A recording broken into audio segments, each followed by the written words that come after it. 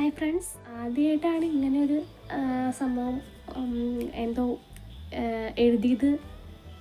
ഒന്ന് ഞാൻ എൻ്റെ ശബ്ദത്തിൽ ആണെന്ന ഒരാശയം നിങ്ങളിലേക്ക് എത്തിക്കാൻ വേണ്ടി ജസ്റ്റ് ഒന്ന് നിങ്ങൾ കേൾക്കാൻ വേണ്ടി എങ്ങനെയുണ്ടെന്ന് അറിയണം. അപ്പോൾ നിങ്ങളൊന്ന് കേട്ടിട്ട് എങ്ങനെയുണ്ടെന്നൊന്ന് ഞാൻ വായിക്കാം.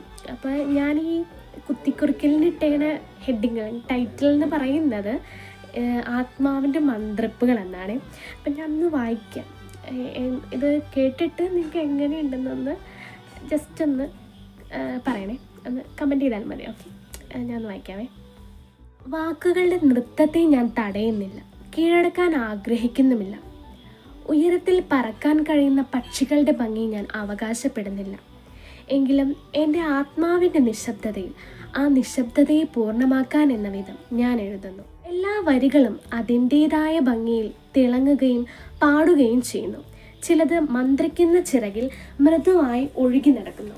പക്ഷേ അവയുടെ ആ ഭംഗിയിൽ ഞാൻ പരാജയപ്പെട്ടുകൊണ്ടേയിരിക്കുന്നു. സൗമ്യമായ ആ ഒഴുകുന്ന ഭംഗിയിൽ ഞാൻ വീണ്ടും വീണ്ടും എൻ്റെ ശബ്ദത്തെ തിരയുന്നു. ഒടുവിൽ ഞാനത് കണ്ടെത്തുന്നു, എൻ്റെ ശബ്ദവും സ്ഥാനവും. അഗാധമായ ആ വീഴ്ചയ്ക്കൊടുവിൽ നിശബ്ദമായ സ്ഥലത്ത് ഒരു നിശബ്ദ വെളിച്ചം കണക്കെ വീണ് കിടക്കുന്നു.